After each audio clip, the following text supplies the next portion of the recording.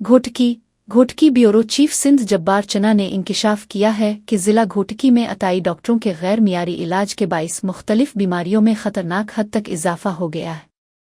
ख़ास तौर पर एक ही सरिंज और इंजेक्शन के इस्तेमाल से मासूम बच्चों में हेपाटाइटिस बी और सी के केसेस बढ़ते जा रहे हैं, जिससे अवाम में शदीद तशवीश पाई जाती है। ज़राए के मुताबिक DDO हेल्थ घोटकी ने अताई डॉक्टरों के खिलाफ कार्रवाई करने के बजाय मुबैना तौर पर उनसे माहाना अदायगियां वसूल करना शुरू कर दी है।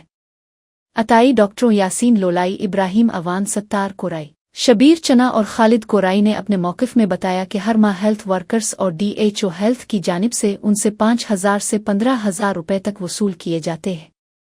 अताई डॉक्टरों का कहना था कि अक्सर देही इलाकों में सहाफ़ियों और हेल्थ ऑफिसर्स की मुबैना चश्मपोशी के बाइस अताई डॉक्टर बिला खौफ व ख़तर अपनी सरगर्मियां जारी रखे हुए हैं और बाकायदा माहाना रकम अदा करके कार्रवाई से बचे रहते हैं। उनका मज़ीद कहना था कि DHO हेल्थ ने सुप्रीम कोर्ट ऑफ पाकिस्तान के अताई डॉक्टरों के खिलाफ वाज़े अहकामात को भी नज़रअंदाज कर दिया है। अवामी हलकों ने मुतालबा किया है कि फौरी तौर पर मामले का नोटिस लेते हुए मुलव्वस अफसरान और अताई डॉक्टरों के खिलाफ मुकदमात दर्ज किए जाएं और ज़िला भर में अताइयों के खिलाफ सख्त कार्रवाई अमल में लाई जाए ताकि इंसानी जानों को मज़ीद ख़तरे से बचाया जा सके।